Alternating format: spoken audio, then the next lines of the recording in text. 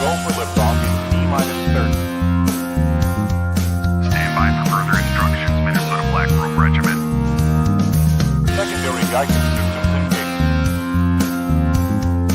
Minnesota Black Robe Regiment, it will be on my mark.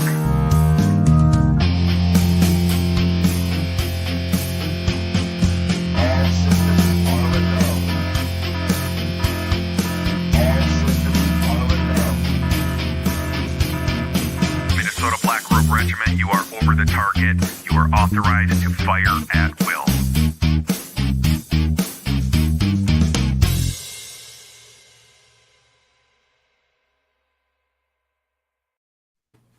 Hey, thanks for stopping by the channel.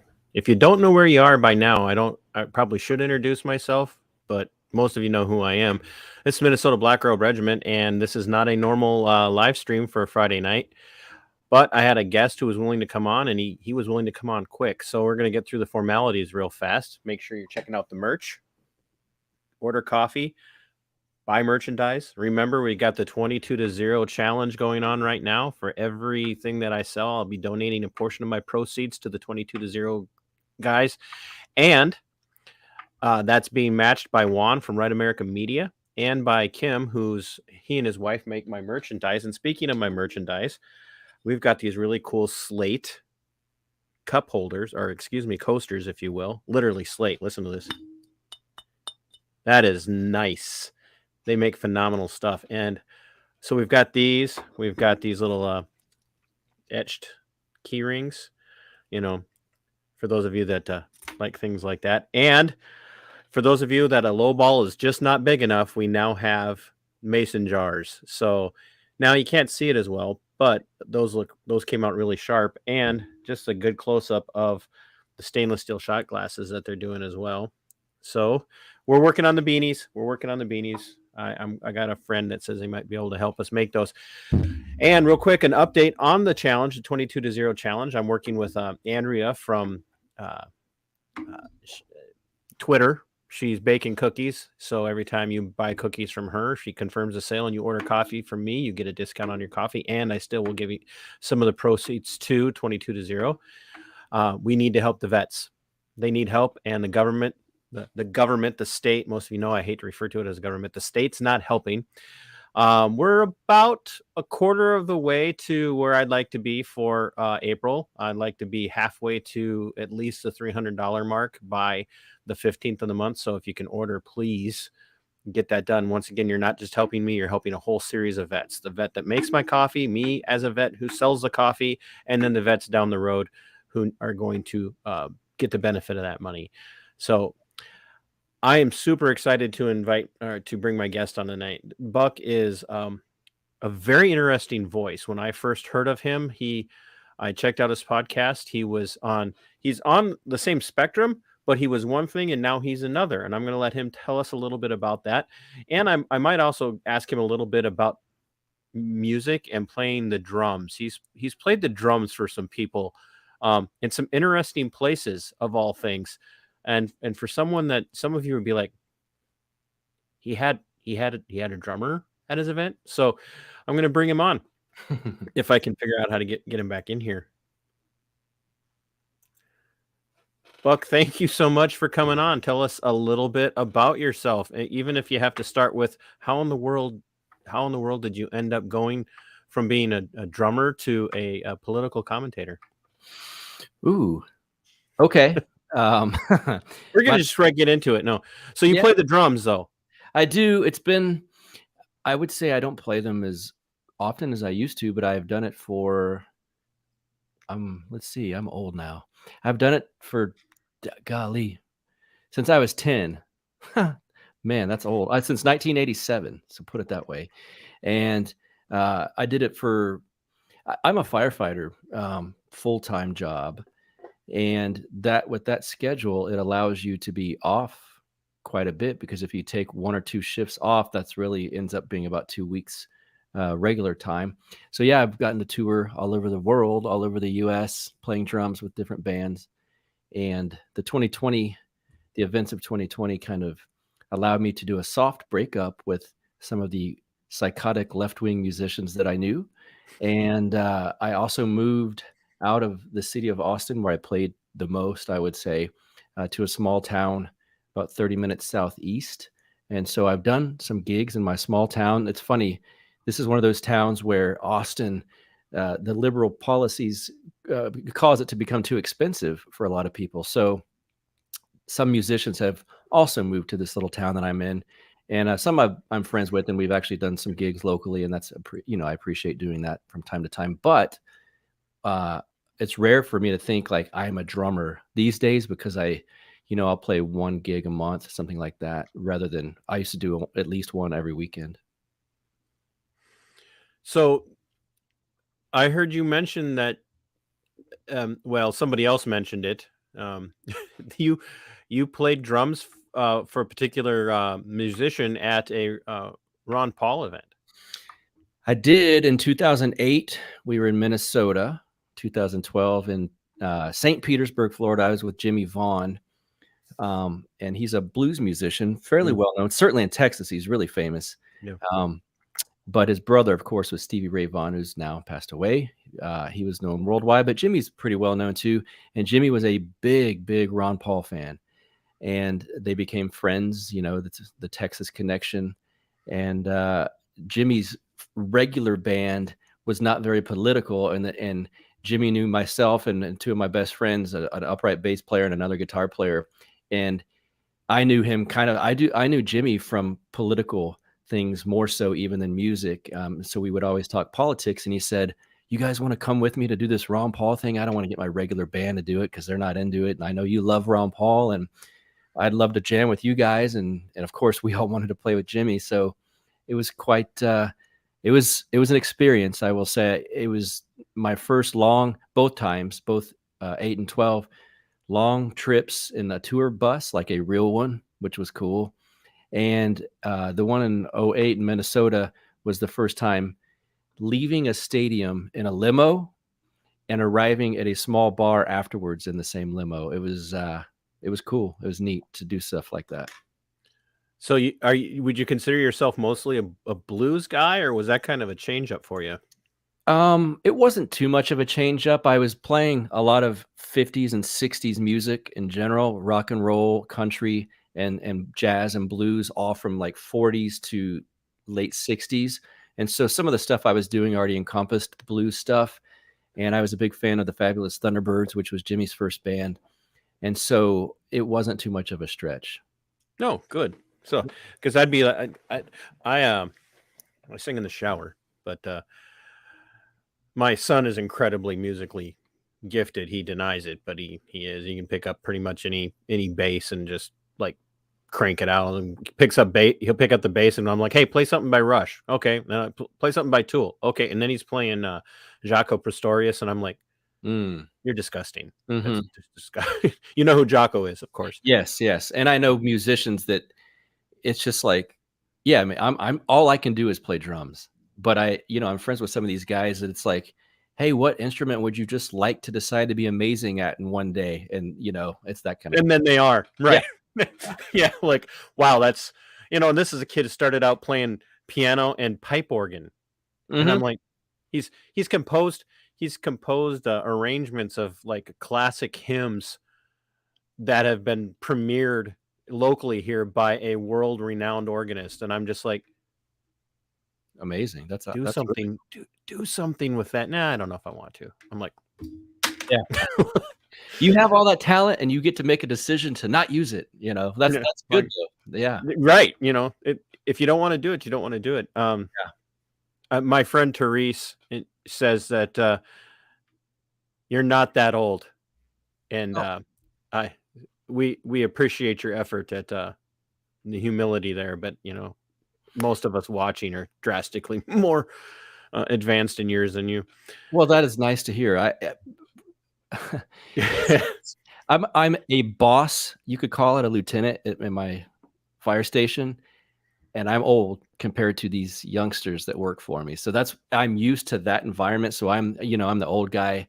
I'm not a boomer, but they make the jokes like I am. So I'm used to being around the younger kids. So that's nice to hear that I'm not old. Thanks, Teresa. So, I'm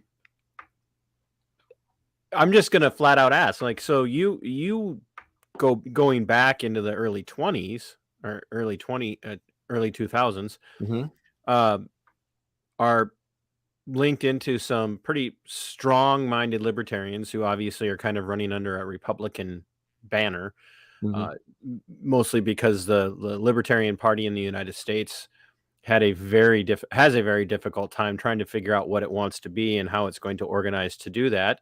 It's changing a little bit now with the Mises Caucus, um, kind of having a uptick in strength, if you will. But you're running with libertarians who are running as Republicans, and was libertarianism just kind of like, oh wow, this sounds like me? Was it something you had studied? Where were you? I mean, where were you at before that? I mean, as a coming out of high school and into college, were you strongly libertarian? Were you apolitical? Were you more left leaning? How did you end up there I mean, you were full in. You were like, that's your show started out like, I'm full on libertarian. Yeah. It's all I knew. Let's see. I moved to Austin in '98.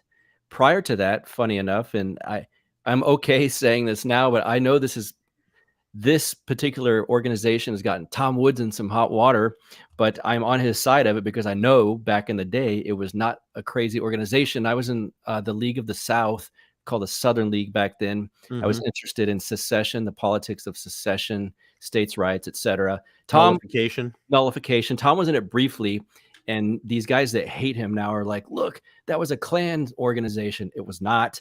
It was full of some brilliant minds. They didn't bust out the Klan, really. No. And well, later on, I did, after I left that in the late 90s, I did look on a few years ago at their website, and now there is some sketchy material that I was like, whoa, were you guys lying to me?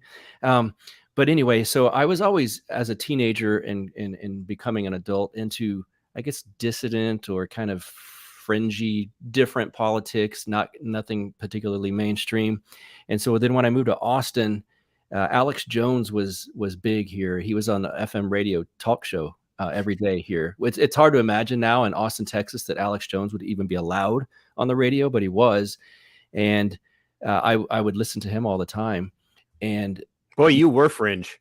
Yeah, but back then, he was on a regular FM dial radio station every day for a few hours, about the same time Rush Limbaugh would have been on the AM channel. And I would hear him, and sometimes he would get Ron Paul on.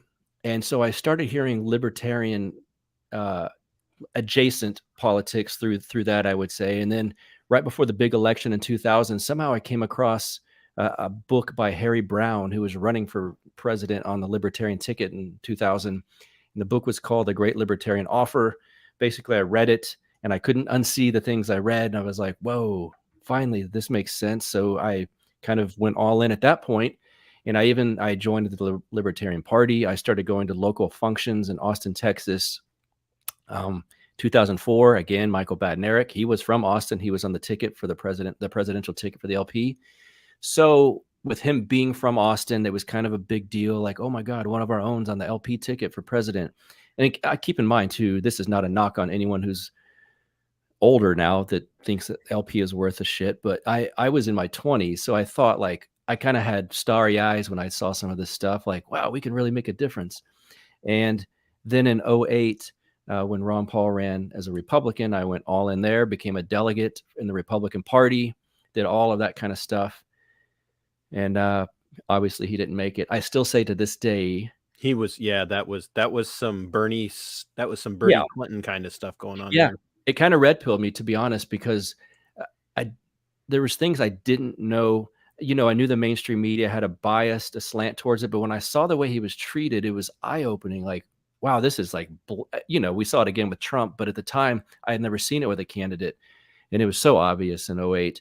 And I still think to this day in 2008, he's the only candidate that could have beaten Obama, and the same with 2012 as well. He would have destroyed Obama. You have to be the peace candidate, at least rhetorically, to win. So McCain and Romney, that's not going to work. Yeah, he would have destroyed Obama, because he would have pulled a lot of those marginalized voters who voted for Obama out of Obama's pocket and landed them. Yep. I have a friend that's watching, and he and I have had this conversation about libertarians over and over and over again. And I keep telling him he's I won't say his name. He'll bust me out on Monday for it because we see each other every day during the week. I keep telling him he doesn't understand libertarians and libertarianism, and I'm like, that's not totally his fault, because half the time somebody claiming to be libertarian doesn't really understand what they are either. Mhm. But we talk often about the end goal of libertarianism, and what I tell him is that what a lot of people consider to be the end goal of libertarianism is actually more chaotic anarchy. And what true libertarianism does is it just doesn't take like all the restraints off, and like you can just do whatever you want. It's Right. it's not Anton LaVey type philosophy of do what thou wilt. It's you do you, as long as you're not hurting somebody else in the process of doing you. Mhm. And that was a very philosophical and erudite explanation for a Minnesotan. I just want you to understand that. Awesome. And so we've had this debate back and forth that it's genuine libertarianism, and I don't want to use the no true Scotsman fallacy, but genuine libertarianism will always, if we're explained philosophically very well, and people were able to grasp it and get out of the mindset that we have to have big government, big brother, a nanny state to control everything, I believe we'd see a reduction in violent crime. We'd see a reduction in homelessness. We'd see a reduction in drug addiction. Mhm. And I don't think it would result in the chaos that a lot of people think it would, because a lot of times that's one of those scare tactics that's used. Oh, you can't embrace this libertarianism because it's going to destroy your country. It's because everybody's just going to be doing whatever they want. It's going to be unfettered. But there are some drawbacks to libertarianism as well, because there aren't a lot of it's hard to pin down people and get an answer for what their goal is. And Tom talks about this on his show. There's kind of a weird left, what's he refer to them as? The blue pilled libertarians. The blue pilled libertarians who are just all in on like, oh yeah, we have to go to war in the Ukraine, and then there's some kind of crazy right wing libertarians who, oh, we got to go to war in Ukraine, and the problem is that they can't balance that. And at some point you must have run into that, because you're not libertarian anymore. Yeah. Oh, by the way, somebody says hi. Carrie Smith. Hi, Carrie. A lot of people are saying hi, but I knew you'd appreciate this one for sure. I do appreciate that one. Fellow Texan. Hi, Carrie. Yeah, so there's various reasons. For one, I agree in theory that if libertarianism were implemented at any broader level than a city, that in theory crime would go down, and all of those things that you said. If you did it tomorrow, it would be nuts, because people are too. I mean, the government is so entrenched in every aspect of society. There'd have to be, even Ron Paul was saying it when he ran in 08 and 12, you don't just cut Social Security or cut welfare and just go, boom, we're done. You'd have to have some kind of long transition program, which unfortunately is true. The one issue with libertarianism is who represents it on the broad scale. And it's not Tom Woods. I love Tom, and I love Dave Smith and Lou Rockwell and these guys in the Mises Institute. But to most people, that's not what libertarianism is. It's the Cato Institute, it's Reason Magazine, and groups like that. If you go on, scan the 24-hour news cycle, other than Fox Business with Kennedy, other than that channel, when there's libertarians on any of those stations, they're Cato people or reason people like Robbie Suave. And I do not want to have anything to do with those people. When you watch Bill Maher, which I still do, he's one of the few left-wing people I can handle, and I enjoy watching him despite my many disagreements with him. But it's always Reason Magazine people. It's always Nick Gillespie, Matt Welch, these guys. And to a large audience, that's libertarianism. That, or like these goofballs at the LP conference that are overweight and wear no clothes and march across the stage streaking or something like that. And that's just I hadn't had dinner yet tonight, and now I don't think I will. Thanks. well, just don't go streaking across the stage at an LP event. But those are some issues I had with it. That, and I joined the LP in Texas in, like I said, 2000-ish. I went back in 2015, leading up to that 2016 election, because I wanted to be a delegate for Jacob Hornberger, because my friend Scott Horton was pushing hard for that. And so I thought, okay, I'll try to help this cause. And lo and behold, it's a room basically with 20-ish people the first time I went back.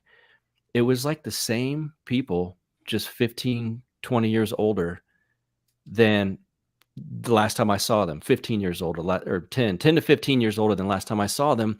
And they're still batting around these ideas. Hey, are you going to run for this seat? Hey, are you going to run? And it's like, they know for a fact they're going to lose.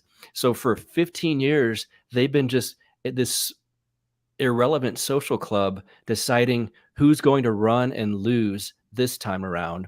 And there's people that give them money. And so it's just, the whole thing was nonsensical. And I just thought, what is this? You have no shot at doing anything. And then comes the Mises Caucus, and no offense to them, because I like a lot of them personally, but they're saying, hey, we're going to recreate the Ron Paul revolution. It's like, yeah, Ron Paul ran as a Republican. So you can't recreate the revolution through a third party, which is why Ron Paul never did it. So right. It's this weird, like, what the heck when they say these things. And it's like the big elephant in the room, no pun intended, Republican. And it's just like, yeah, when I'm so intent on what you're saying, I just right over my head, Buck. Just we got to recreate this Ron Paul spirit as a third party. Well, that's why he didn't run as a third party nominee, because it was very calculated on his part. He knew he couldn't do it as a third party. Correct. And he did it as a third party in 98, I think. I could be off on that date. I don't hold me to that, but he did it as a third party a lot, maybe 92. And it didn't work. And so a third party run, unless you've got a specific little niche area of some city or something like that, where it could possibly work. And if it does, that's fine. More power to you. On a state level or national level, it's not going to work. And that's not to fall into the camp of pragmatism where we only do what works. And if it works, it must be right, because obviously pragmatism has its own dangers. Oh, yes. But Paul is intelligent. I don't think people understand how intelligent Ron is, and his son is not a knockoff by any stretch of the imagination. I know there are some people out there that have a pretty low opinion of him. They think he's all mouth and bluster and no backbone, but he's not stupid either. No. And they know what they're doing and aligning themselves. But that revolution has to come from within what was traditionally, in the modern sense, the conservative movement, which has been republicanism, the Republican Party. Right. And so you're seeing this happen, and this is well before you launched your podcast. Yes. So, right. So you end up launching your podcast. What was it? 2018? Did I see was your earliest? I think so. Yeah. 2018. I told you when I discovered you, I was like, I'm all in. I know you said I went back to the first one. If you're listening and watching this, don't go back to the first one. No, you go back to the first one, because it'll make where he ended up seem even more. Well, most of you have seen my earliest vids. Trust me, his stuff is not nearly as poor quality as mine. Trust me. you started to shift. You saw yourself shifting at some point, and I haven't been able to go back and find out exactly where that happened and where you went from where you were to where you are now. But the phrase that really hit home with me was a relatively recent show that you had, and you had a guest on, and you brought up the phrase, or you guys coined the phrase, or somehow it came up, of being post-libertarian. What does post-libertarian mean, and where does that land you now on that socio-cultural, socio-political spectrum?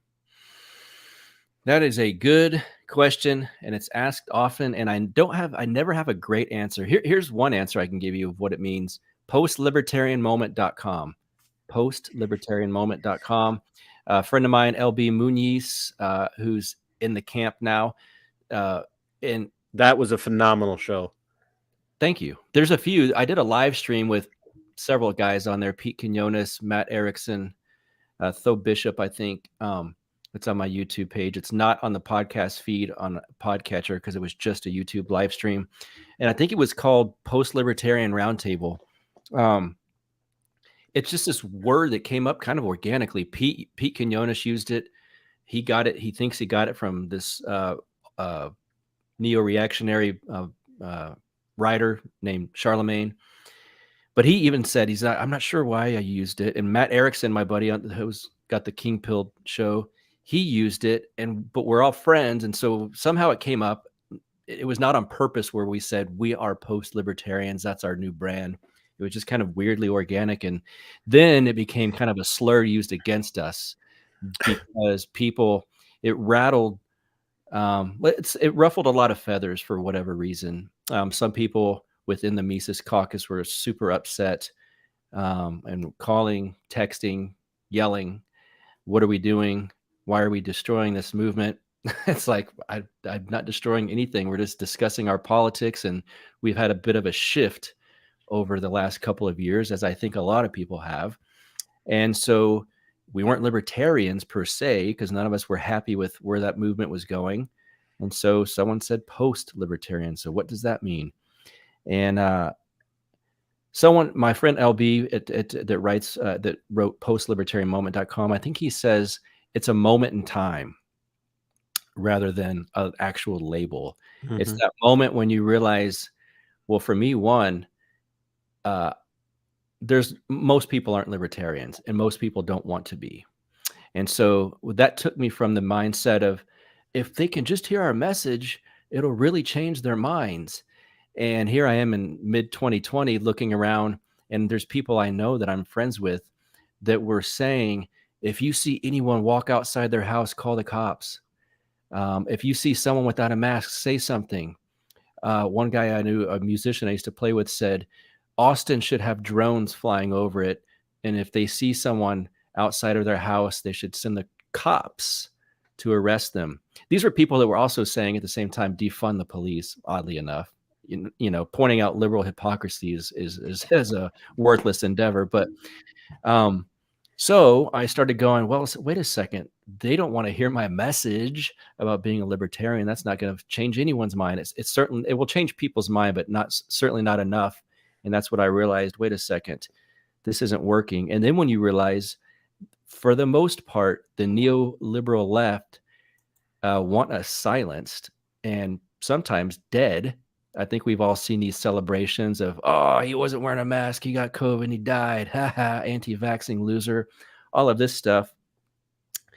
So then I thought, well, why am I part of a movement that at least cedes some ground to the left and oftentimes tries to speak their language in order to entice them? I think we all remember the Joe Jorgensen, the libertarian candidate for president, the tweet something like, it's not enough to be anti-racist, you have to be actively anti-racist, hashtag Black Lives Matter, hashtag BLM. So these people that represented me at the time as on the Libertarian Party ticket were trying to placate towards BLM.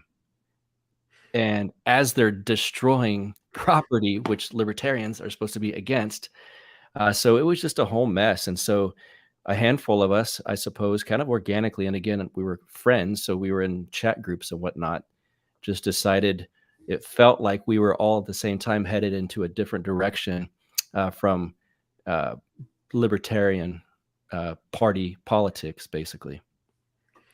By the way, for those of you that are watching, please like and share this, because I think this is especially for people who are fans of my channel or followers of my channel. This is a conversation I wish they'd have with their neighbors. By the way, and this is kind of what this is how these things happen. Is we have conversations with our neighbors. We don't make changes in Washington, D.C. The big changes are not going to come from Washington, D.C. They're not going to come in your state capital. They're going to start in your local community. And some of you have heard me say this over and over and over again. If you vote for dog catcher, you need to vote for the right dog catcher. You need to vote for the right person in your neighborhood council or your city council. That's where these changes happen, and these conversations make a difference because you're bringing your ideals into these conversations with your neighbors, as opposed to going to an elected servant and telling them what you want them to do and what you want them to say, and then they get to that great big cushy job that has become elected servants positions in the United States, and they completely forget about you because now they're entrenched. You make these changes by having these conversations with the people in your backyard. And so please share this, not for me, but because we've got somebody who's walked this walk and been through it. I was reading, I can't remember exactly where I saw it. It must have been on your website, that you have now journeyed into a more traditional conservatism, dare I say, paleo conservative viewpoint, which I think is actually in keeping with where I know you and I share the same opinion on interventionism. Yep. And non-aggression. And that throws people for a loop, because for years, the reactionary conservatives, the Fox News conservatives, the neocons, I just lump them all into one thing, and I've coined the phrase normicons. Yeah. So maybe I didn't coin it, but I use it more than anybody else I know. Conservative Inc. Yeah, right. Have predominantly been war hawks, but they're Yes. not the only ones, because the left have been war hawks as well. Yep. And one of the great icons of the conservative movement since the end of World War II has been Kissinger, and he is a massive war hawk, and he is a vile, vile man. Yes. Who is not in keeping with traditional conservative, paleo-conservative values of anti-interventionism, Monroe Doctrine style of governance in our hemisphere. Do you find yourself when you're listening to people and you're kind of considering where you're at, being paleo or traditional conservative, talking to people and they're out there just vomiting out these talking points about the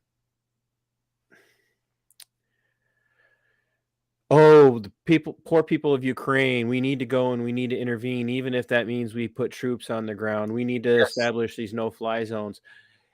Do you find yourself having a hard time holding back and not saying something to them? Or are you more like me, when no one else is around, you in your family or whatever, you'll go over to that table at the restaurant and go, so why would you want to send troops into the Ukraine? Is that part of where you're at now? In your views, where you're more willing to start talking about traditional conservatism with the guy next door, or is that not come up for you as much now because you have an outlet for it through your show?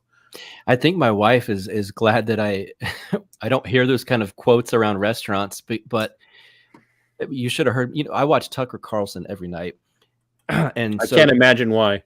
Sometimes you know why, but just for those listening that don't, he's the only anti-war voice in mainstream media, as far as I can tell. Mm-hmm. And he's been super good on this war stuff.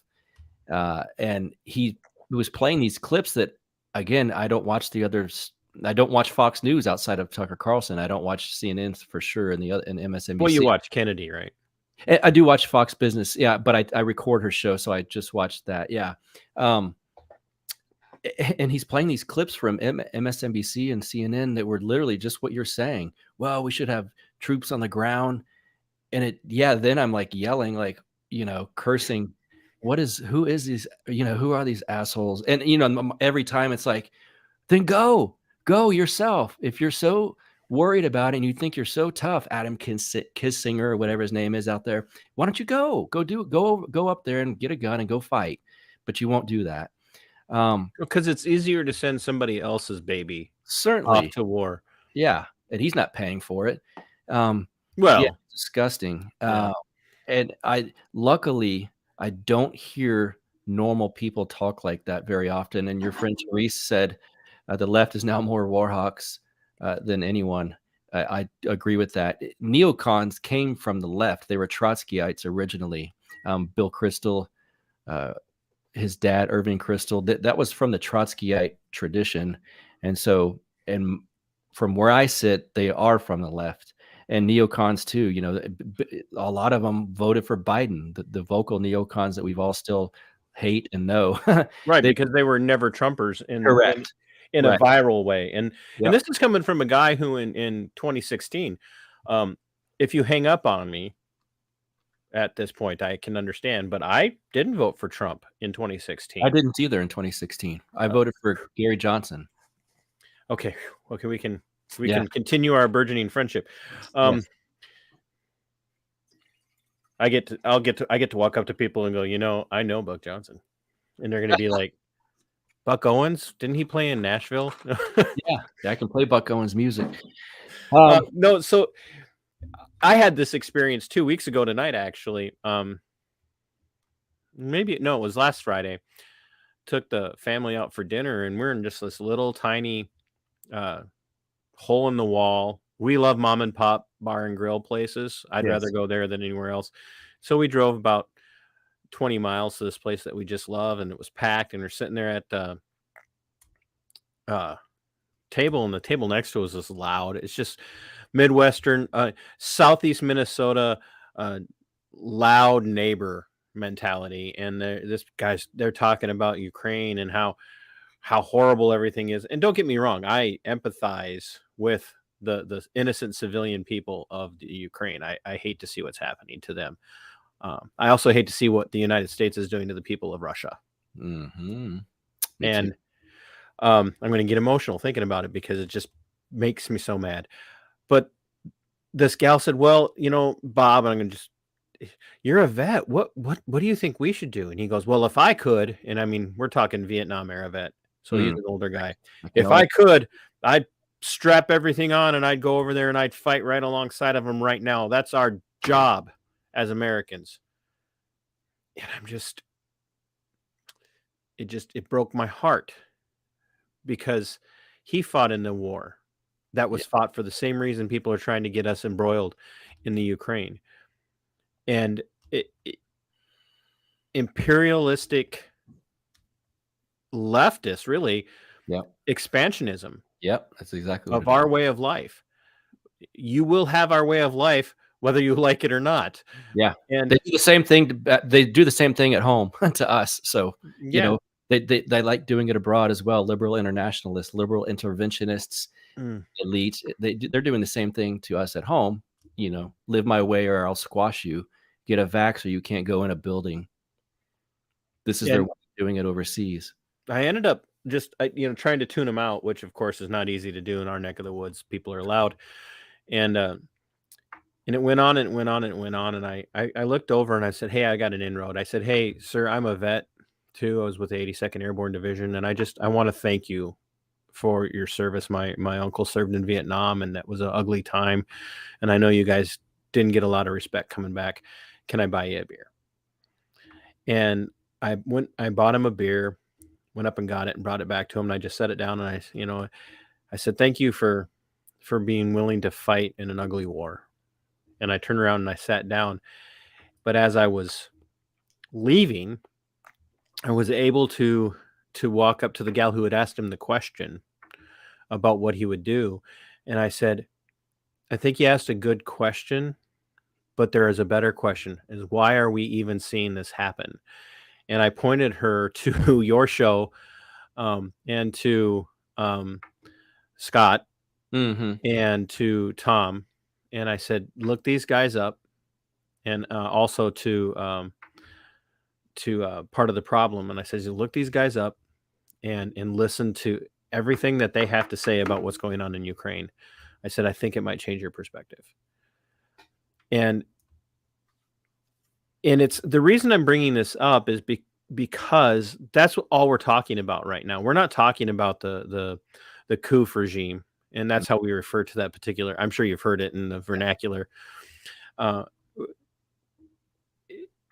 It's almost like this is the new thing. It's certainly an Alinskyite tactic of when your opponent gets used to dealing with one thing, you throw something new at them. And so they caught us catching on. So now we got to throw this war at them to really get them off guard so we can come at them with something else. And I'm telling you, once the American populace starts to wake up, if the red wave comes the way that everybody thinks it is, it's going to be another variant of this particular epidemic that's been going on, or something like that. Something like that's going to happen. I just wish we could get people to wake up, because the genuine conservative mentality is we don't go to war unless it directly threatens us physically at home. Yep. Period. Yeah. Do you think that's something that a conservative, a traditional or a paleo conservative can use to bridge the gap between somebody that's maybe a little bit more of the libertarian mindset, or maybe even somebody on the left who's anti-war, and draw alliances and allegiances that way? I think so. Tucker says what you just said almost every night. In reference to the people, the neocons and the neoliberals that want us to do something, they always say, do more, to put soldiers on the ground. How does that help America again? What does that do to help us? And I just found out, I didn't know this, Tucker obviously has the highest rated news show on the planet, basically, but certainly I think in history right now, isn't it? And he's got the highest viewership among Democrats as well, higher than CNN and higher than MSNBC. So that, to me, if you're the highest guy on Fox, clearly there's Republicans watching you. And to have the highest amount of Democrats, that's bridging a gap right there. That shows the white pill of this whole mess is that there's obviously a lot of people that hear the language of anti-intervention and are drawn to that. And so that's a good thing. And I honestly think Trump was that way rhetorically. He was that way most of his presidency. And, there's a few minor blips that I wasn't a fan of, but I think that's one of the reasons why he won in 2016 and the following election. Wait, I can't say that. But I think I was just going to say, we're not going down that road. I think that's why he won in 2016, because he spoke rhetorically anti-war, anti-intervention. He sat in South Carolina and called the war in Iraq a joke and a waste of money and all of this stuff.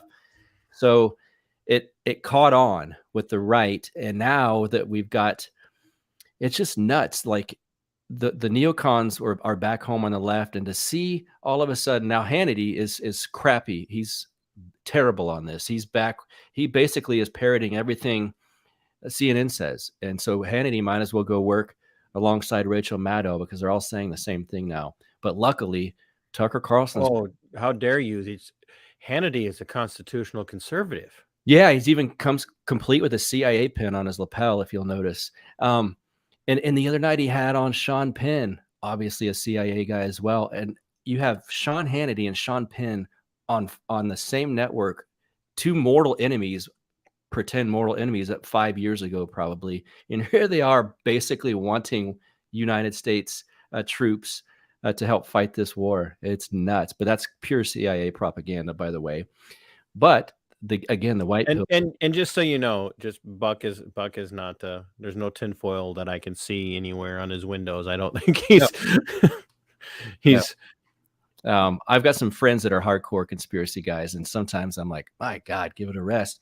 So that's not typically my thing. Well, I'm glad that you brought it up, because you had Jay, what's his last name? I feel so bad because I can't remember. Dyer. I do love Jay Dyer. Yeah. if you got any strings to pull there, I'd like to have him on too. Um, and I told you already before pre-show, I'm like, that conversation, I was almost in tears listening to it, because it was like, I'm not crazy, because you guys talked a lot about the influence of the left on the Western church. Yeah. And I've been warning people about that for years. But anyway, you had Jay on earlier. Was it this week? Yeah. Yeah. Earlier this week. And you were talking very specifically about the influence of the CIA and other organizations on politics in the United States Yes. and in Hollywood and culture.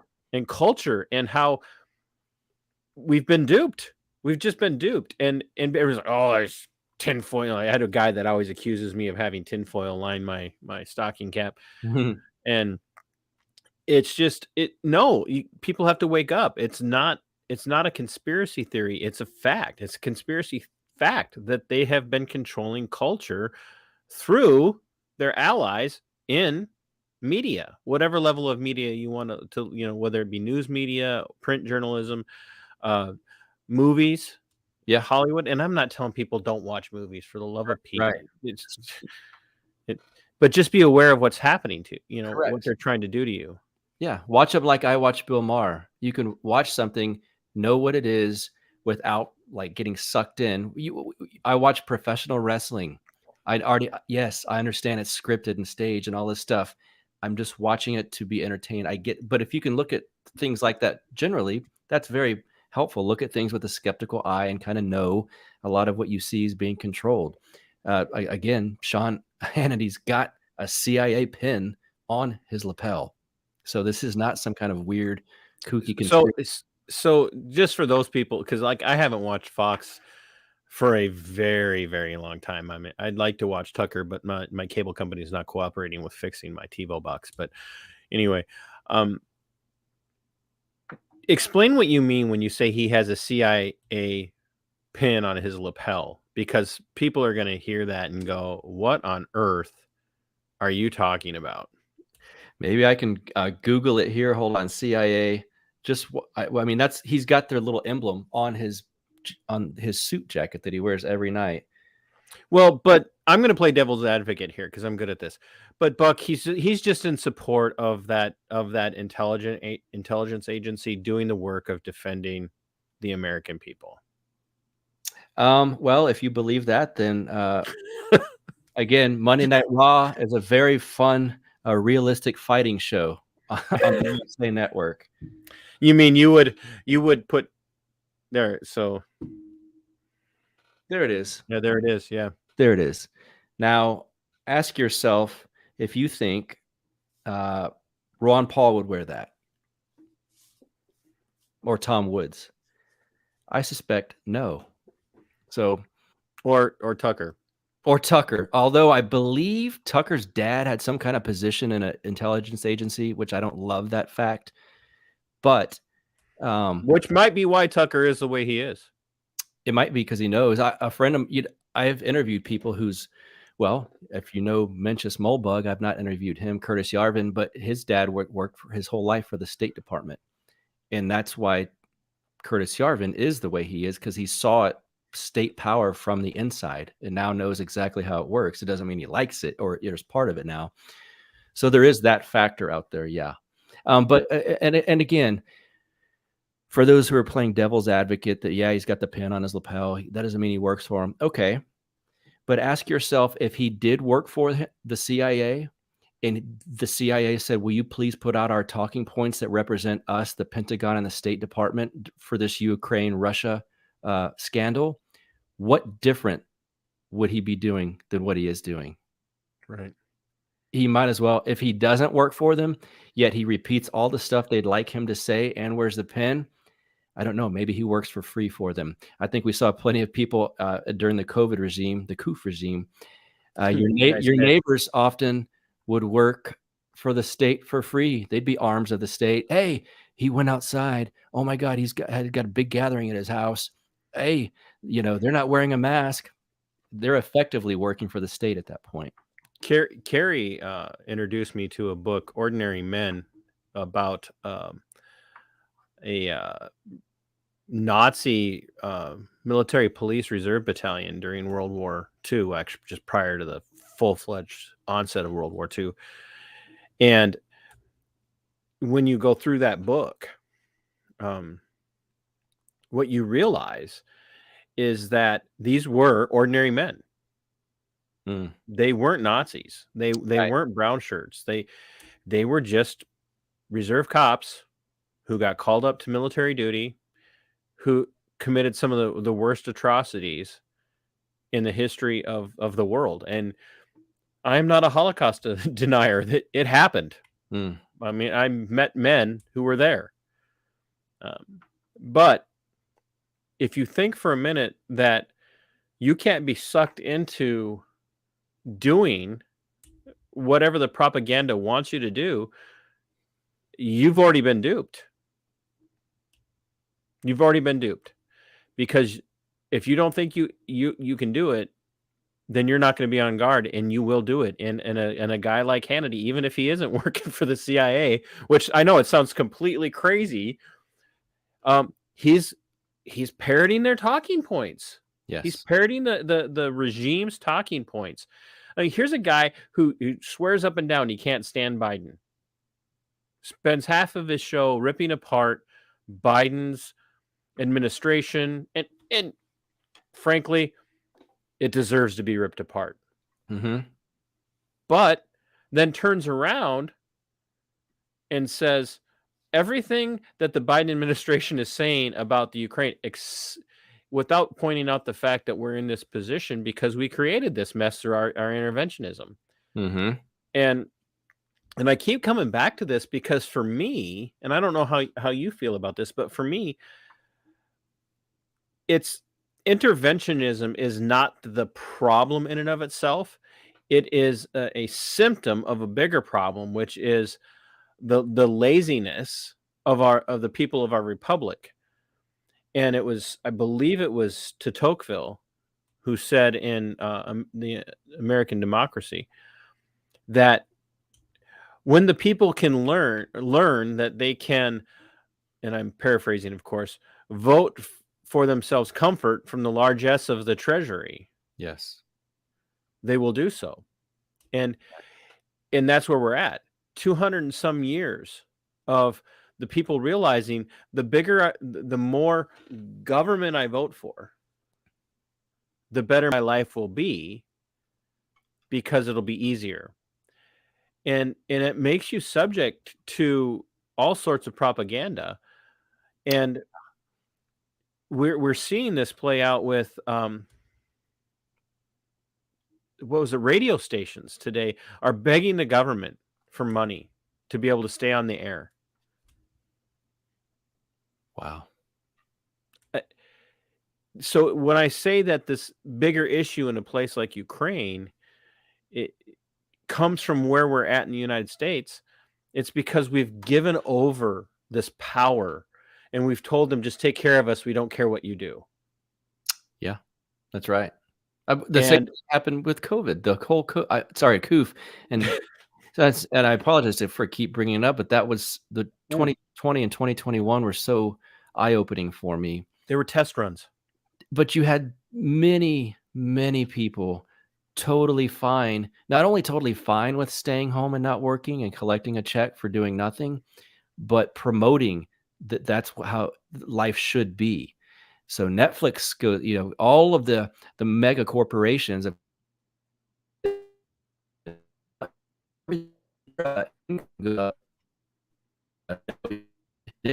then just get government. I saw many people that I unfortunately knew and was friends with typing on Facebook that this is actually not too bad.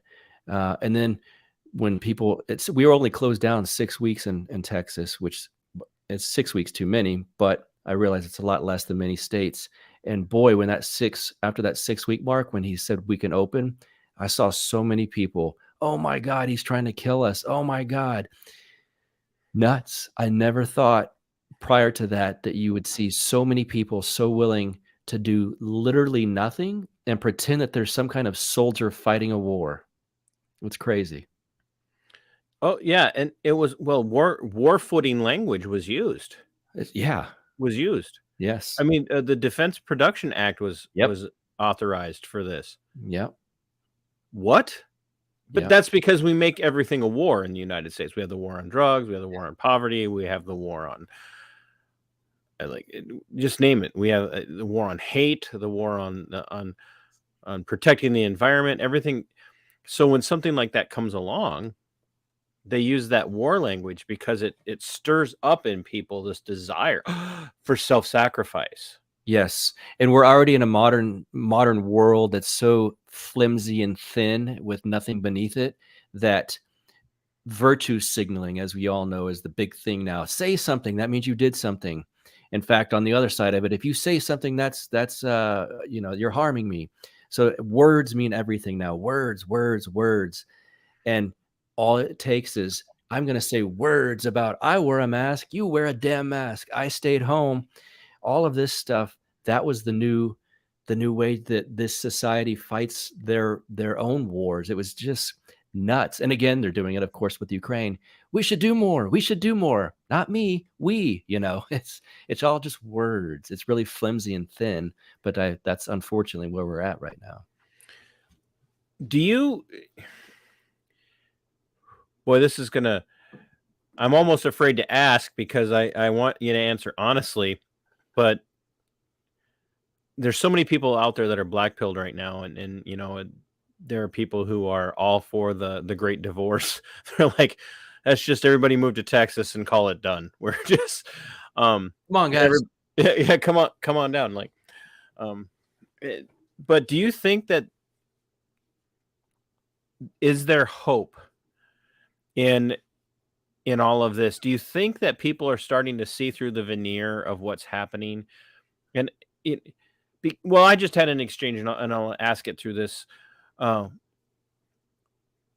just had an exchange this last week with a gal here on Facebook in Minnesota. I called out our governor here in the People's State of Marxisota, Commissar Timothy Walz, made this big virtue signaling motion of, we got the Minnesota legislature to vote to divest of all of our investments in Russia. And he announced this by standing out in front of the governor's residence. By the way, that's our place. We pay for that. That belongs to us. He lives there in the lap of opulence. Literally, this place is a mansion. And he said, and over my shoulder, the flag of Ukraine is flying. I knew you were going to say that part. I was waiting for that one. And we stand with the people of, I speak for all of Minnesota when we say we stand with the people of Ukraine. And I pointed out how he doesn't speak for all of Minnesota. And this gal came on and just attacked me. She goes, he does speak for all of Minnesota. He's the governor. And I'm like, well, he doesn't speak for me because I don't stand with Ukraine or the aggression of Russia in this situation. I can understand why Russia is doing what they're doing. It doesn't make some of the things that they're doing okay. Right. But, and I've pointed out, because I've heard you kind of hint at this, and I've heard this through Tom as well. And that's the same thing I say. If Russia was conducting war games in Canada, we'd be going to war to protect Canada from Russia. And so may not necessarily be right in some respects, but it's right on our border. Right. And so I can kind of understand, but that doesn't make atrocities okay. And I pointed some of this stuff out to her. And then I started to point out the fact that we overthrew the democratically elected government of the Ukraine in 2013, 2014. Yes. Installed Nazis, literal Nazis, not just her president too, I'm sure. Right. Oh yeah. Oh, trust me, for sure. Because she attacked me for being a Trump bot. There you go. And I pointed all this stuff out to her. And of course, it was just an onslaught. It was just an attack on my intelligence, an attack on my integrity, an attack on my ethics and my morals, and that we need to be doing more. And I'm sitting here watching this, and I'm going, is there hope? Does a red wave, does it have a chance? Even if we come back and we sweep in the elections this year, are we really going to change anything? Do you see do you see a red wave having the effect that a lot of, especially the normie cons or the more left, or not left, but more kind of center right people hoping for the Fox News reactionary conservatives? Do you think that it can change the course? Is the Overton window shifting the right way for us in this situation, or is it gone? No, I think it's shifting the right way generally. No pun intended. I think the situation you just presented me, and then how I see it down here, I think it could be a difference of living in a blue state versus living in a red state, specifically in a red state, not in Austin, thank God. Because there you get Don't hold back, Buck. Because much of the things I see, at least around me, again, that's a small sample size, of course, but I suspect Carrie sees some of this. I know she's up near Georgetown. It's refreshing. It leaves me with some optimism, and especially there's a few things I would say over the last couple of years that leave me with some optimism when we're in a situation that seems like it could be quite dire at points. Think of YouTube and what they did by removing the thumbs down button on YouTube. We all know, if you think just a few minutes about why they did that, that wasn't because Trump videos were getting thumbs down, or libertarian, or Ron Paul, or things that we like in these circles. That's not why YouTube did that. It's because all of the Fauci and regime propaganda, Biden and all of these things that were being put up on there, especially with that redheaded press secretary, all of these things were getting blasted with thumbs down and getting ratioed so bad. I think at first it was the White House that took that thumbs down thing off, and then doesn't allow comments, I believe. And then slowly YouTube did it. So when you realize that the most people were going on and blasting regime propaganda, so much so that they had to disable a function that allowed the masses to blast it, that's a white pill, in my opinion. It shows you that they're a little bit scared. I also think the elites run everything right now, but the elites that are in charge are so much lower IQ than they have been just decades ago. So the crazier and more idiocy that's pumped out for all of us to see, Biden stammering like a fool. I know we all understand that he's not in charge, but just the way that people view Nancy Pelosi, Kamala Harris, Dr. Fauci, and so on, that to me is also a white pill. Now you might ask then, well, do they understand where this is going, where it should go, where it needs to go? I don't know. But I think the fact that enough people are sick of what they see with the constant craziness that goes on in Washington, D.C., that goes on above that's pumped out through, again, the coup regime, all of this stuff that we went through.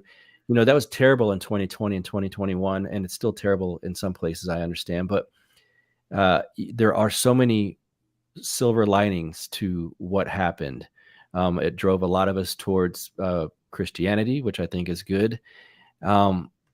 It woke a lot of people up, and there's family members now that are boomers. I joke that my coworkers call me one. I'm not, but some of my boomer family. Okay, boomer. Yeah, some of my boomer family members, they still have these horrible memes they send me, but they're talking to me about Agenda 21 and things that I could not believe. They're sending a clip of Alex Jones and all of these things, and it's like, whoa, just 5 years ago you would have said I was beyond crazy to send you what you're now sending me. So the fact that it woke a lot of people up that would not otherwise would have just kind of drifted along, and I think a lot of the people on the right now that are anti-intervention, to say, I don't like to call them anti-war because I don't think that they are that, but certainly anti-intervention against Russia right now, a lot of that's because they've been kind of red pilled since the Trump years, for sure, because they kind of saw, wait, this media is not just biased, there's an actual agenda. They hate me. And they kind of saw that. And again, the fact that Tucker's the biggest news show in the history of the planet is also a reason for He's optimism. literally the only reason Fox is still alive. Yeah. And he's the only one saying what he's saying on Fox, which is, it's funny. But yeah, those are all reasons for optimism. I'm going to ask this, and like all of my regular viewers know I could keep doing this for a long time. So I've had some long streams and long shows. But I want to ask this. You had brought up how this has kind of pushed people towards Christianity, and you had Jay on the other day, and part of your conversation with him was very much centered around where he was in his faith, and how he'd walked the whole gambit from nominal Christian to hardcore Christian, hardcore evangelical, to hating, mega churches, which, by the way, I am not a fan of either, to being a kind of Calvinistic, Reformed kind of guy, to now he's Orthodox. Mm-hmm. And you were kind of nodding along in that conversation. But the one thing that I've always wondered about, and if you don't want to answer it, that's fine, but where are you spiritually? Because I've noticed a trend in a lot of people who are either libertarians or coming out of libertarianism toward a more conservative viewpoint. Well, let's look at Dave Smith and Robbie is, from Part of the Problem. No problem telling people that they're an atheist. Dave's not anymore, but yes. Oh, so that's changed too. Yeah. I did not. How did I miss that? But anyway, there are a lot of people that are atheists. So where do you find yourself on the spectrum? I'm not on the spectrum. No, I'm joking. Oh, we're all on the spectrum. We are. I know we are. I am a catechumen in the Eastern Orthodox Church. Oh, so I have a couple of friends that are going to be very happy to hear that. Was that from Jay's influence, or?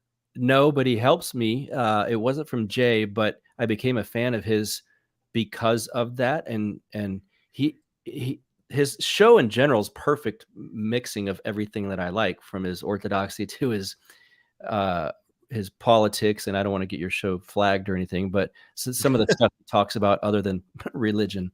And so it's too late. I'm sure it's been flagged. So yeah, my wife and I are both in the process of becoming baptized in the Orthodox Church. And of all things, here in Lockhart, Texas, it's a town of 13,000 people. There's an Eastern Orthodox Church. I could not believe it. So that's what I'm doing.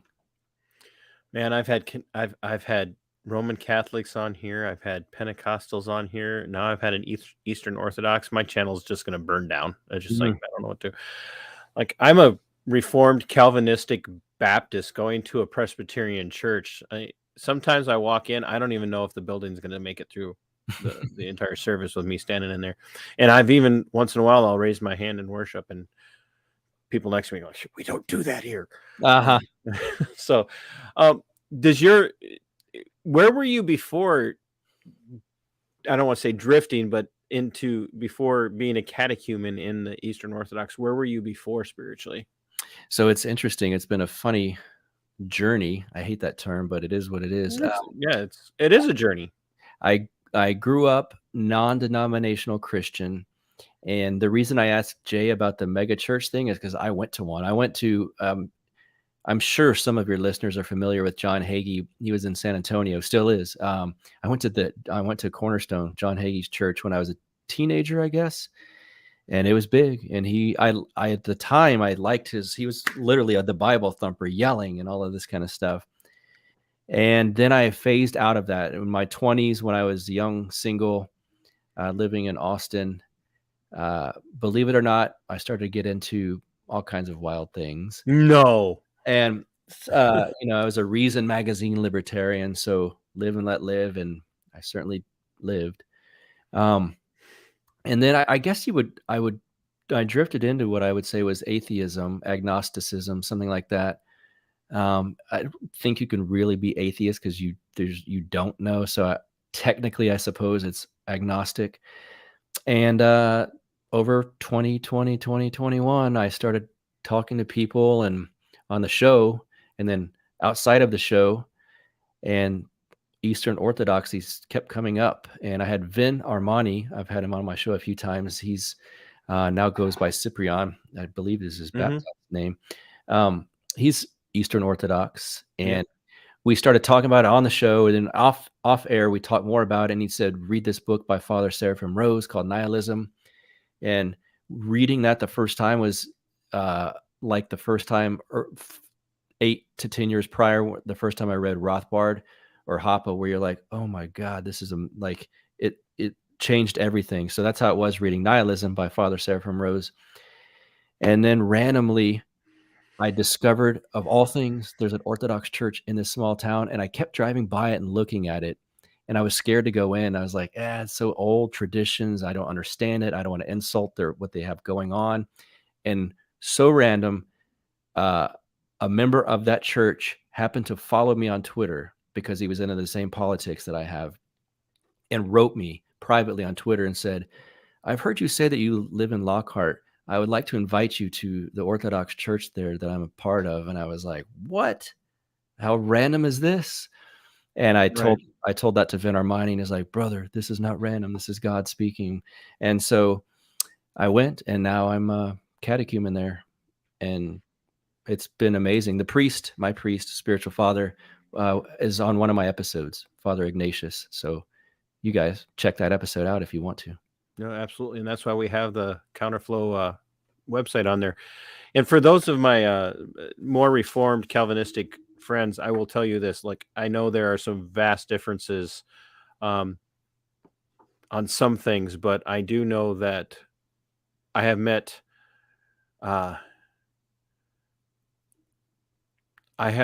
Eastern Orthodox. I met an Eastern Orthodox priest at a training in my former career. And I asked him what the gospel was. And he said, the gospel is you're a wicked, rotten sinner, and only Christ can atone for your sin. And you must repent and believe the gospel message of Christ, and you will be saved. And I was like, hey, we may not see eye to eye on some things, but man, that is the gospel right there. So, and I'm thoroughly convinced of where I'm at within my reformed Calvinistic Baptistic beliefs, but I'm telling you what, I'm excited to hear that you have discovered Christ again. Yeah, thank you. Me too. And that you are it's not about comfort, but that you are going someplace where you're pursuing God.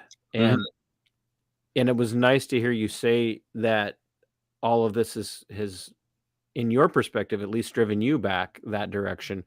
Yep. Because I'm starting to see that with more and more people now coming out and talking about spirituality and talking about Christianity in particular. And because it has reminded me that, over all of this, we do, and not that I've forgotten, but we do have the name of the channel is Black Robe Regiment. If you know anything about the history of the United States, that was a very big Christian movement, by the way, ladies and gentlemen. There's a lot to be said for God moving behind the scenes because he is sovereign and he has a plan and he has a goal and it's his own glory. And we can look at all of this stuff and there are reasons to be righteously indignant about the things that are happening in the world around us, things that should be making us very angry. But there's hope in that. And so when the enemy looks like they're gaining the upper hand, they do things like they move too fast and too far, like they've done over the last 2 years. And I think it just pushes people. Yes. So maybe it's just socio-political, but it pushes people back to an answer that comes from an abstract objective morality that says what you're doing is wrong. It's wrong. Yeah. And for those of us that come from a Christian perspective, we say, hey, look, we've got an answer and we can explain it. Now, doesn't mean I can't ally with you if we have varying opinions. I just had a very good friend of mine. We call him Pirate Tomsky. He was just on my Monday night musings show on Monday. Atheist. And I teasingly tell him he's a devout atheist. but we have a lot of the same views about things that are socio-political, Mm-hmm. and there's a reason for that, because our minds are geared to operate in a particular way, which is to look for right, look for wrong, and to call out wrong when we see it. And Christianity, more than any other religion, stands for the oppressed. Yes. And that was the driving foundation of the church in the colonies at the time, was to stand up against the oppression and the tyranny of the crown as it was abusing its people. Which was also then the impetus for the foundation of the Constitution. Do you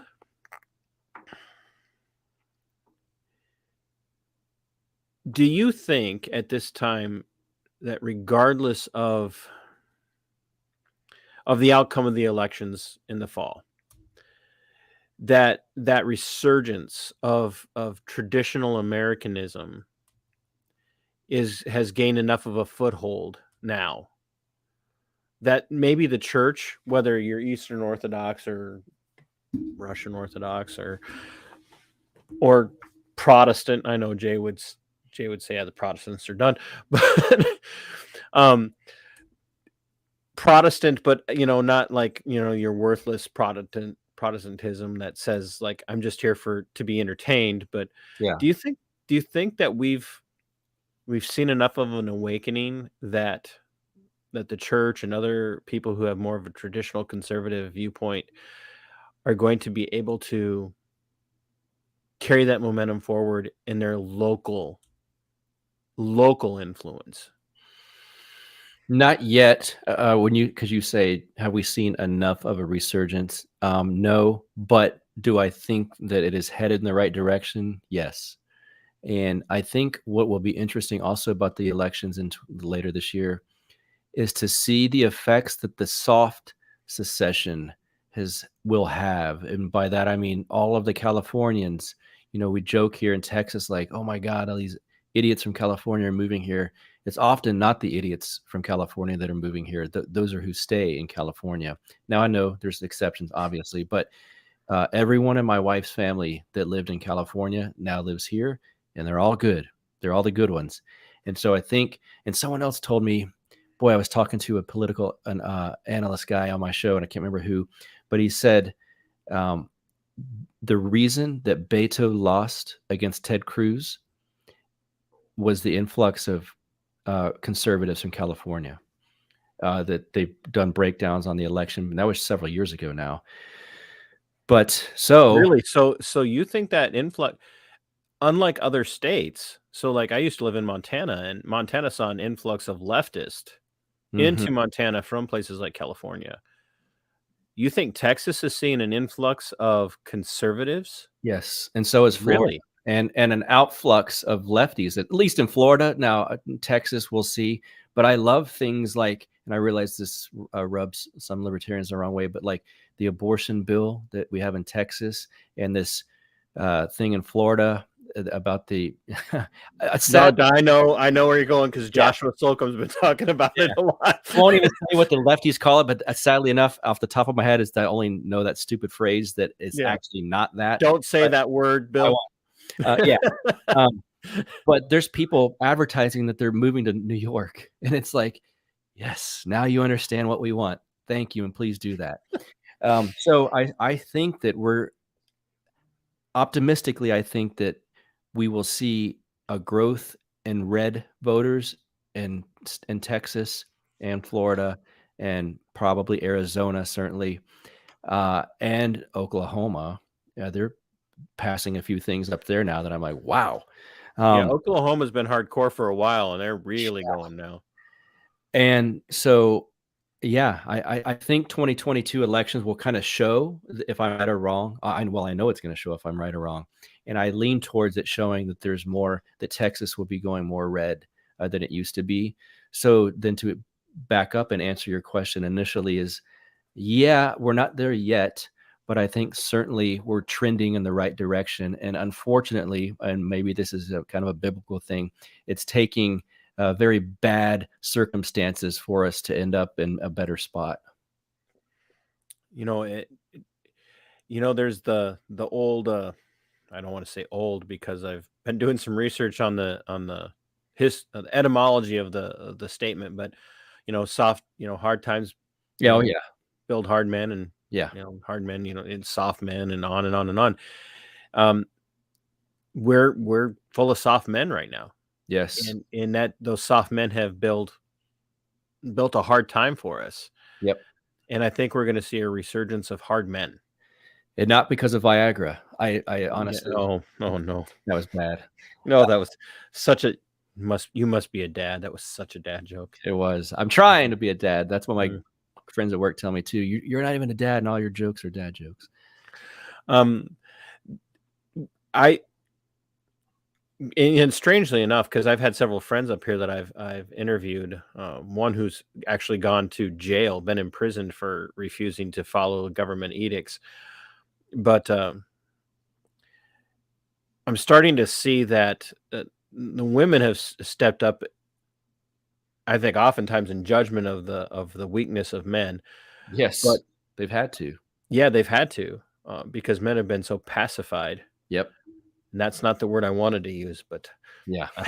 It sounds a lot like it though. Yes. yeah. But men are starting to get harder again, Mm-hmm. and they're starting to say no. And what's funny about it is that they're starting to take some really hard stands on things that they would have never taken a hard stand on before. And I just said this the other day, as this push for war in the Ukraine with American involvement has come up. The United States military has cut its recruiting numbers because no one can meet it, because nobody wants to join, which means if we go to war in the Ukraine, we're going to have to draft again.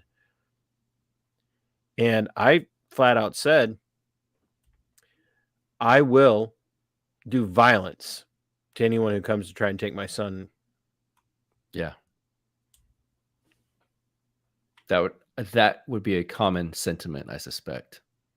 And there would have been a time when I wouldn't have said that. I would have hoped my son would have stepped up and said, hey, well, we've got this really bad thing going on, and so I'm going to go. And now I'm going, as a vet, do not send your children off to the military. Do not send them off to the law enforcement world. Thank you. And I shared just a little bit of my story, and we can talk about that privately sometime, or not. But to shift away from the idea of go to now I'll do violence to anyone who comes to try and takes my kids away. I'm hearing more and more and more of that, not from the left, Right. No. Yeah. but from the right.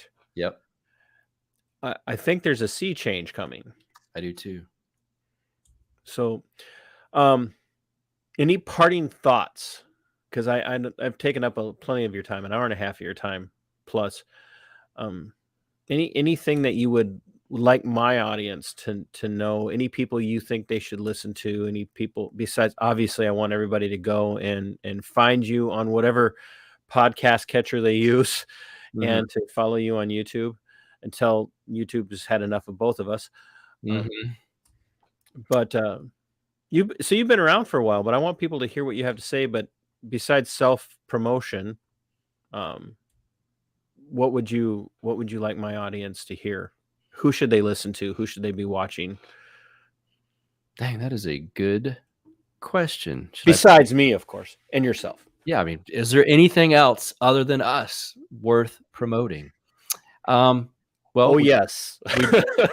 we brought up Jay Dyer. He's Yeah. currently my favorite. My friend Matthew Erickson on the King Pilled show. He just moved to Texas, and another good one from in Texas now. So he's had about a 3-week break, but that will be coming up again soon. I don't know. Pete Quinones has been doing good work on the Pete Quinones show. Tom Woods is who moved to Florida. I know, exactly. Tom is always superb. Sometimes I'll go a month without listening to him, then I go listen. I just listened to him today, and it's like it hits you like he is the best at what he does. There's no doubt. He hasn't disowned you for leaving the movement? Nope. Does he know you left the movement? Yes. Sorry. I had to throw that out there just because. My friend Mark Claire has been doing great work. People are throwing him in that post-libertarian camp now, Lions and Nice. Liberty, Mark Claire. And I would say read. Yep. It's a short book called Nihilism by Seraphim Rose. Read that one. It's short. And again, it's not super religious at all. It's basically talking about the spirit of nihilism, the spirit of this age. And it goes through different revolutions through the 60s and whatnot. And Is that based on Nietzschean nihilism or okay? Yep, Nietzsche's brought up a lot in it. So yeah, I would suggest reading that little book because if you like philosophy, history, and a touch of religion, it's so perfect. It's a mix of that, and it's before Father Seraphim Rose was heavily into the church, so it's not one of his more religious books, but it's super good. That's amazing. I told a small cadre of people today, and I'll admit this to you now that we got it over with. I was like, this is the most nervous I've been. Really? Yeah, because I've listened to so much of your stuff, and I like it's dangerous to binge listen to anyone, by the way, because you get so like you just hear so much of what they're saying, and you hear their guests, and you're like, I can't keep up with this. Oh, I know that feeling. And so I was one, and I told you this, was humbled that you responded as quickly and the way that you did, and I can't thank you enough for coming on. But I really want your voice out there for my audience to hear, because especially people in my neck of the woods who do watch, and I have a pretty decent following up in Minnesota. So many people feel alone. They feel so alone, and I'm like, it's so easy to feel alone when you're in a blue state, a predominantly left state. But we're still kind of the core of this country. We're the ones that work. We're the ones that provide. We're the ones that make this country work, even when the deck is stacked against us. And that's so much of what I hear from you, and I've really appreciated it. Yeah. And I'm thankful for your show. And I'm thankful for the people that you have on, and I cannot thank you enough for taking the time to come on and talk to my audience. And if there's ever anything I can do to help you, if you got something going on, you need some sort of promotion, reach out to me and let me know. I'm going to close. I'm going to put you out. Don't disconnect. Okay. All right. Give me just a minute, and I'll be right back with you. All right, man. Thank you so much, guys. Go check out Buck's stuff. Seriously, his show is start at the beginning, so you can see what progress looks like. Yeah, there you go. Yes, just quickly at the beginning, and then zip towards the end. Yeah, and you'll notice. Tell them there's a little name change in there that they. There is. Okay, so his show started, and all of you know this because I end my shows every time with Sic Semper Tyrannis, which is one of the reasons when I saw what there. Oh, he's showing skin. Late, Therese, cover your eyes. He's in far better shape than I am. I've always ended it was one of the first things I ever ended the show with was Sic Semper Tyrannis, and there's a funny story I'll share with you on that sometime. But when I heard that your show was Death to Tyrants, I'm like, that's a bold man right there. And like the fact that any podcast player would even play a show with a name like that, let alone your content. So he did switch from Death to Tyrants to Counterflow. Mm-hmm. But I would tell you to go back and listen to him because he's been spot on from day one. And I'm very thankful that, Buck, that you decided to get into podcasting and talking about these things, because as much as we need the Tom Woods and others, we also need other people who are coming at it from the perspective of your everyman view. I mean that. Yeah, that's awesome. I laugh because that was such a cool way to put it. Yeah, thank you. So give me a minute, and I'm going to close and remind everybody about a couple of things, and then I'll be back with you outside the studio. Got it. Hey, folks, this is what it looks like. And seriously, you have got to listen to his show. It is phenomenal. And we've mentioned a lot of names. I cannot recommend enough that you go and listen to Tom Wood's show. And part of the problem, some of you have sensitive ears. I'm going to tell you, if you listen to part of the problem, you need to understand that they're pretty, should we say, not afraid of language. So they make a lot of good points, though. And check out guys like Scott Horton. There again, I'm pointing you towards some libertarians, not because I'm a libertarian. I am paleo conservative, but the libertarians, the conservative movement within the libertarian endeavor has a lot of good stuff to say. And we need to understand what it means to be anti-interventionist.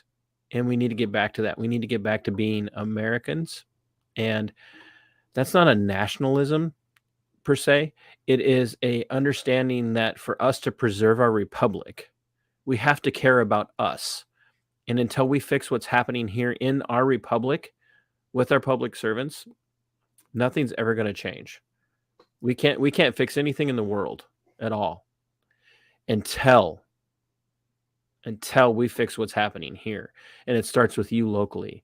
So get out there, make a difference in your community, make a difference in your neighborhood, talk to your neighbors, point them to podcasts. I don't care if you point them to me, point them to people who they're going to listen to, point them to shows that people are going to pay attention to. I don't care if it's 15 minutes. Get them out there, get them paying attention, and listen through this again. Share it, please. I'm asking you, share this, because these are the voices that matter. And so, like I end every show, Sic Semper Tyrannis. We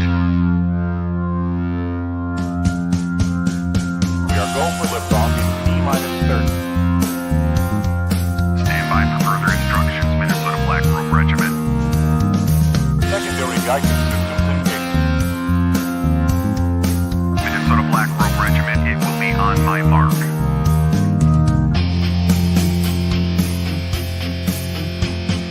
All systems are a go.